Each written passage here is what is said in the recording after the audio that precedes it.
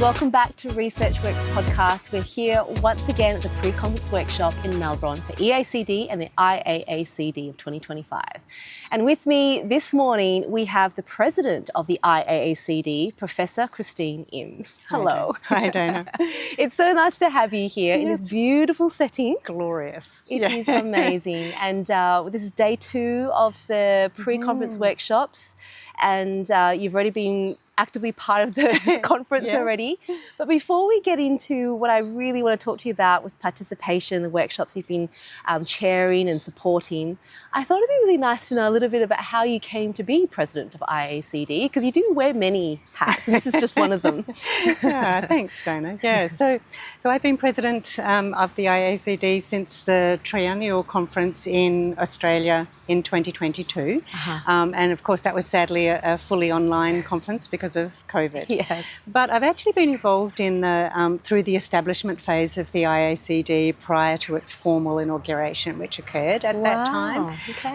And so it's the International Alliance of Academies of Childhood Disability started as the brainchild of Hans Forsberg and Bob Armstrong and people who really thought, we can do better. Yeah. We can do better if we're actually collaborating across the globe, and that we build capacity locally by joining forces globally. And so with that vision, the work started of, well, how do we form an alliance of academies? And we started with the 3, the American Academy, the Australasian Academy and the European Academy were the founding members. And with that kernel of membership, if you like, we then went out and Hans was incredible at going around the globe and seeing where were the opportunities to support either already established academies of child disability or actually support passionate people who wanted to form academies.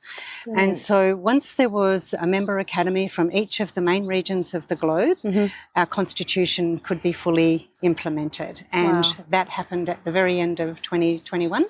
And so at that conference in 2022, I took up the inaugural presidential role. And that was through a formal nominations process and a voting across the different member academies at that time. And we established our first executive committee with Arnav Seal as the secretary, myself as the president, and Josh Hyman as the treasurer. And so we've been doing that now for 3 years, but I think it's really important to recognise the years that came before. And I guess the really exciting thing is that we've continued to grow our membership. So we started with 3 founding academies. We needed to have 7 academies to become constitutionally active. And we now have 11 member academies, which is really fabulous. Our newest member academy is from Japan. And we're so excited to have representatives of 9 of the 11 member academies are here at the conference this year, which is really fabulous. That's a great backstory. Thank you so much for sharing that, because that is really incredible, the work that was done, the vision that was set, and starting to really see it today. You know, there's Sebastian was talking about yesterday, there's, over 2,000 people here from over 80 countries. So that is incredible when we're thinking about bringing people together. What is it about the International Alliance that excites you the most, Christine? I mean, there'll be many things there that I think you would absolutely love, but is there one thing that really excites you? The thing that excites me the most is the fact that there are passionate people from around the globe with a common vision that we can do better to enable anyone who's growing up with a childhood onset disability or developmental concern and their families health, wellbeing, participation and a good life.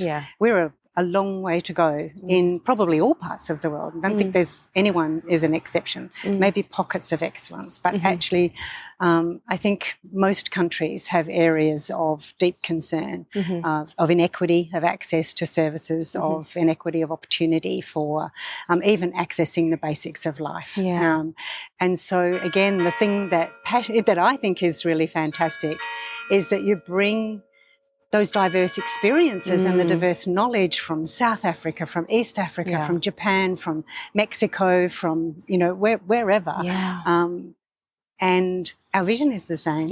But our methods of getting there differ. And we can learn so much from each other. Absolutely. Because in that way, it's so much more efficient, isn't it? Otherwise, you're constantly reinventing the wheel, and that's not what we want to be doing. No, we don't want everyone to start, catch each other up. But I also don't want anyone to think that, okay, so I come from a high-income country, I must have all the answers. I definitely do not. We definitely do not. I agree. And I always learn more than I think I share when it comes to any of those international collaborations. Yeah. It's the creativity and what people have really thought about within their context. And at some point, our experiences, there's so many commonalities in our experiences. The context may be different, but we can still learn from their approaches, can't we? Yeah, we can. But we can also recognise that there are some settings where the disparities are huge and the inadequate opportunity of basic needs being met. I think that's definitely true in many parts of the world. And I think the information from the registers around, where is the distribution of, for example, young people with cerebral palsy. And we see in Australia this really encouraging reduction in prevalence, really encouraging reduction in severity. We don't see that in every other country yet, because there are other things, other work still to be done. So I guess it's about how, as you say, how do we catch up as fast as we can. And I suppose what you touched on there a little bit about the overall vision and having the hope for better quality of life and participation is an area that we all know you're very passionate about when it comes to participation. Starting very broadly, why is participation so important, Christine? So Dana, it's a funny question, isn't it?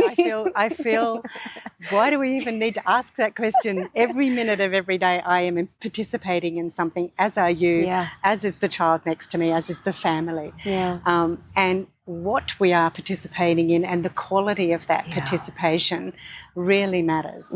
And I think we have tricked ourselves into thinking that as a therapist, it's the skills I teach the child that will enable them to participate. And we have forgotten that it is the everyday life that is really important for skill development. And the talent of the therapist is to embed their expertise in everyday life, to unobtrusively scaffold and support a child and family to be active, involved, engaged participants within their everyday life, whether it's at home, in preschool, in school, in the local footy club, wherever that is for that child and family, in nature. It's, and I think that's a real challenge for us as therapists, because we come with a set of disciplinary knowledge.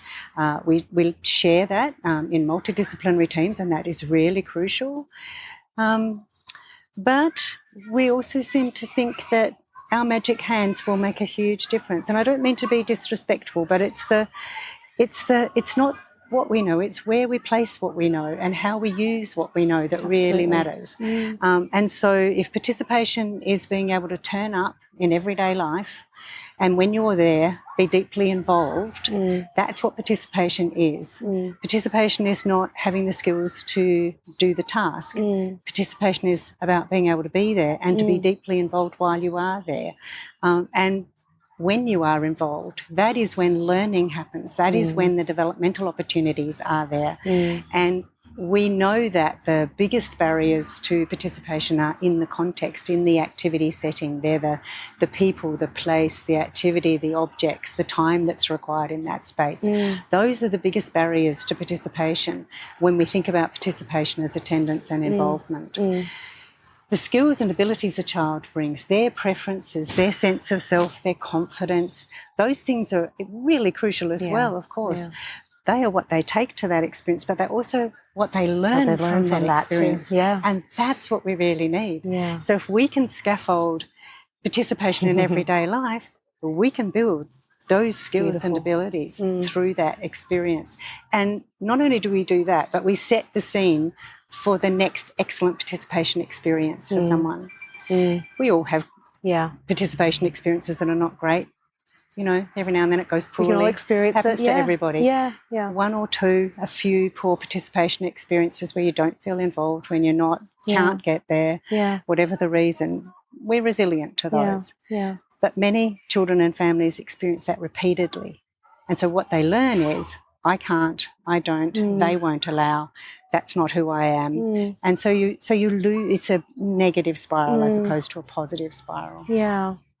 As you describe all of that, Christine, you know, as a person that is committed to this area, you cannot help but to be inspired going, this is what we're here for.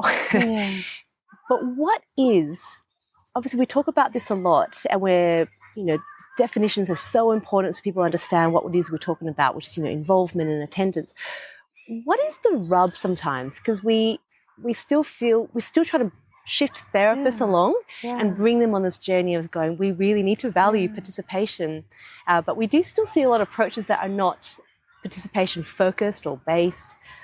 What do you think is the barrier for clinicians or therapists in adopting more of this approach? I think there's multiple barriers actually. And I wouldn't like to say that there aren't interventions that are very appropriate at a body structure and function perspective, at a build the skills perspective.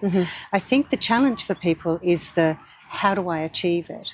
And we know that the crucial importance of practice for learning and scaffolded practice for learning for children.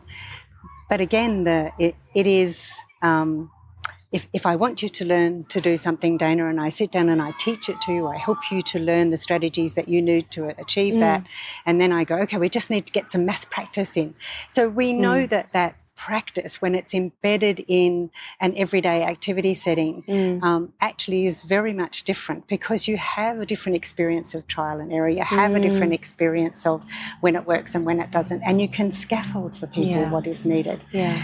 So the difficult thing, I think, for therapists is, particularly if you are pressured for time, if your structure and your systems within your healthcare environment or your disability care environment are such that you actually have to provide a certain number of services within a certain amount of time, you actually have some need to see X number of people in a day, a week, or whatever. Then actually suddenly people are thinking, well, I can do it this way. I just tell you, I just download my skills, or I do what I want to do. And then you go off and I give you your homework and you practice, and if it doesn't work, it's because you didn't practice enough. And I think it's, you know, or that we didn't set it up in the right way, so we need to come back and check again. It's a very different way of thinking, and I think we have to change how we design our service system to enable the expertise to be able to uplift all our mainstream services for children and families. So where children and families normally turn up, there ought to be some level of knowledge around how to support children who have a range of developmental concerns. And then you can slowly layer on top of that the expertise that is needed for those children who bring more and more complex concerns. So I think there's a service systems issue, but there's also a knowledge-based concern as well. We know that we don't have good evidence that if I work as a therapist on body structure and function, or even activity performance, that actually that translates into participation outcomes. We actually have good evidence that it doesn't. And it's really hard to hear that, I think. So then it means, well, what does participation-focused intervention look like? And the most important thing about a participation-focused intervention is that when you're trying to figure out what the problem is, that you involve the child and the family in figuring out what the participation problem is. You focus on it's a problem with attendance, or it's a problem with involvement, too much or too little. And either in this life situation or across the range of life situations. Okay, so that's the maybe there's almost never one participation problem. There's usually many more than one. But then you need to sort of think about, well, what's the underlying issue here? And I think often when we start to look for underlying issues, therapists are very skilled at assessing children. So they find a few concerns about the child and stop looking. Because you're always going to find those. Right. And so, but if you don't look in the context, you don't look in the environment, you miss the crucial pieces of what's contributing to the participation problem. And if we focus our attention on making those contexts, those environments available, you know, accessible, affordable, accommodating, acceptable to everybody, then actually we can provide those learning opportunities in everyday settings. Which is where mass practice can happen. Because I'm there doing it, and I'm there doing it with everybody else. And that sounds simple, and it is not. It takes a lot of careful thinking and planning, but it also takes bringing everybody in the situation into the planning and working out what it is that's needed.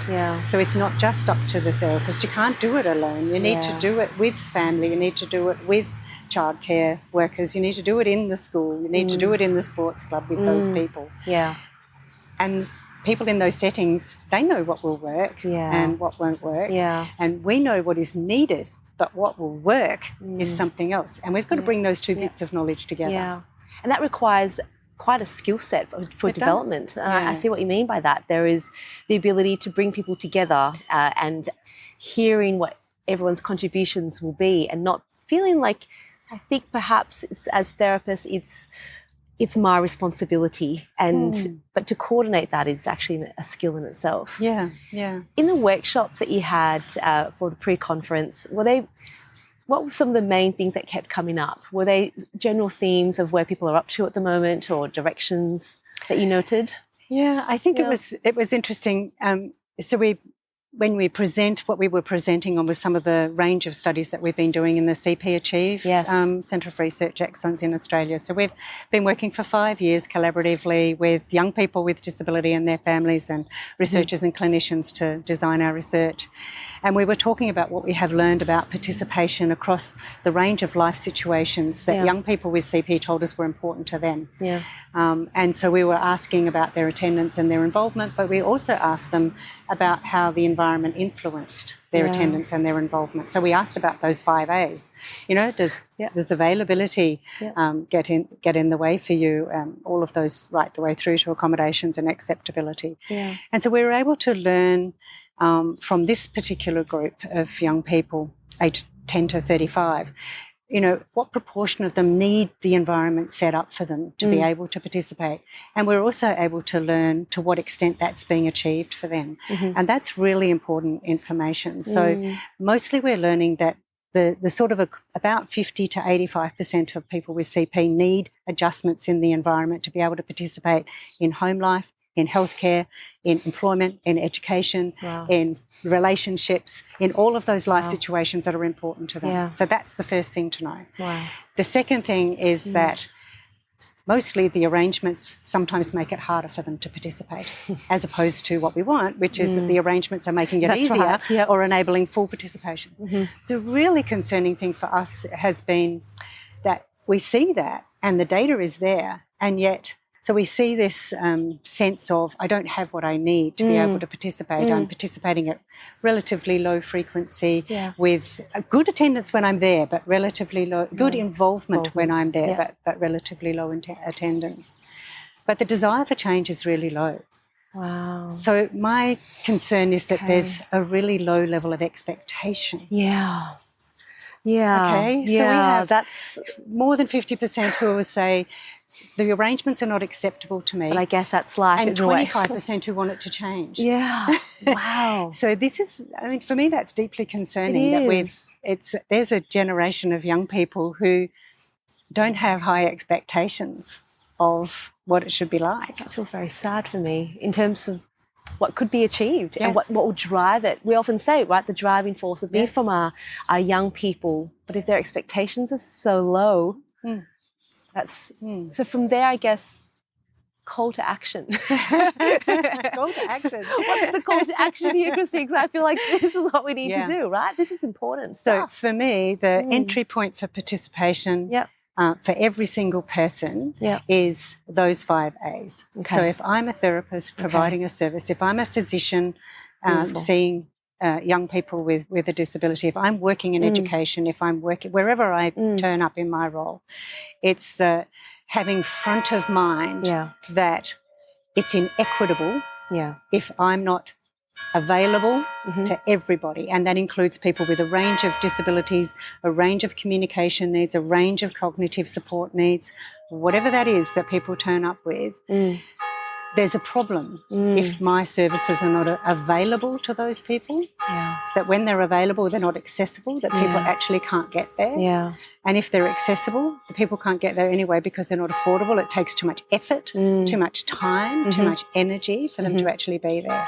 So, and you can think about that from families who are coming from a cultural and linguistically diverse background within your own context who actually that's really challenging, that time, effort and energy, because navigating the systems is more complex, right? Yeah. So people can't get through the door. They can't get to you. Yeah. But when they're there, if they're there, do you accommodate for their communication support needs? Do you accommodate for their cognitive support needs? Do you accommodate for the special equipment that is needed in your rooms, in your space? Sure. Do you have what's needed to actually enable that person to be involved in that situation? Do you know how to do supported decision making with people who have complex communication and complex cognition? They are entitled to be advocates for themselves. Absolutely. And is what's being put in place acceptable to everybody? Yeah. And my second call to action is that we have to think like this and talk like this with families from the very beginning. Yeah. That children and families have repeated experiences of health and disability care, and if every experience supports them in navigating that, what's important to me? Am I involved in the decision making around what is going to happen? Who else is in the situation that needs to know? Then they learn. Everybody gets to learn what works for this child and family, and that happens repeatedly over time. And so we have young people who can participate in the range of things that they need to, want to, or have to do across the life course, because they've learned, and the community around them have learned what is required. Yeah. Those are great action points for all of us. I know that I'm already thinking of things that we can do better already. So, Christine, thank you so much for sharing. And I know that as soon as we talk about participation, there's just everyone has to think more and bigger and set that expectation up that it can be better. You know, we're not there yet. And I'm certainly taking that on. So thank you. I wish you all the best for the rest of the conference, because you've got a very busy schedule. So thank you for putting this in. Well, it's very beautiful to sit here in the monastery. It is lovely, isn't it? It's a lovely bells temperature. Going. Yeah, the birds are still chirping. It's lovely. It's gorgeous. To all of our listeners, I hope you really enjoyed that as much as I did. This is so important. And hearing the heart of Christine here, I think, is something that inspires all of us. So thank you once again, Christine. Thank you. Talk to you all again really soon. Bye.